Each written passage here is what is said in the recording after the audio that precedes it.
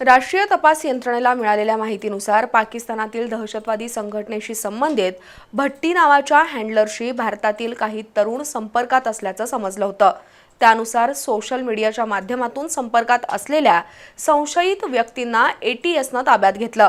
कोल्हापूर जिल्ह्यातील एका तरुणाला सोलापूर अँटी टेररिस्ट स्क्वॉडनं ताब्यात घेऊन 4 तास कसून चौकशी केली।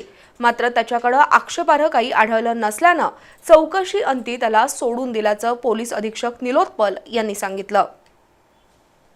गेल्या 2 महिन्यांपासून पाकिस्तान स्थित शहजाद भट्टी हा व्यक्ती भारतातील काही तरुणांना कट्टरतावाद आणि आर्थिक मदतीच्या आमिषानं संपर्क करत असल्याची माहिती गुप्तचर विभागाला मिळाली होती।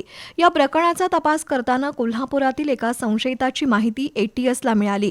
शुक्रवारी रात्री एटीएसच्या पथकानं कोल्हापूर जिल्ह्यातील एका भागातून संशयित तरुणाला चौकशीसाठी ताब्यात घेतलं। सुमारे 4 तास त्याच्या mobile, laptop, social media accounts, WhatsApp chat आणि बँक व्यवहारांची तपासणी करण्यात आली। भट्टीशी किती वेळा बोलणं झालं, पैसे किंवा इतर मदत झाली आहे का, इतर कोण संपर्कात आहेत का याबाबत संशयिताला प्रश्न विचारण्यात आले। 4 तासांच्या चौकशीनंतर त्याला सोडण्यात आलंय। मात्र एटीएसनं त्याच्यावर नजर ठेवली आहे। त्याचे call detail, record, CDR, UPI transaction आणि आयपी ॲड्रेस फॉरेन्सिक लॅबला पाठवण्यात आलेत।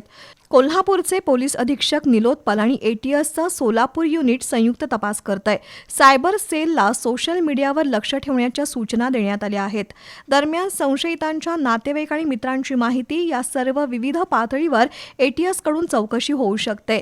सध्या कोल्हापुरातील तरुणासंदर्भातील हा तपास प्राथमिक टप्प्यात आहे। कोणतेही ठोस पुरावे मिळाले नाहीत तर कारवाई होणार नाही। तसंच नागरिकांनी अफवांवर विश्वास ठेवू नये असं आवाहन पोलीस अधीक्षक निलोत्पल यांनी केलंय।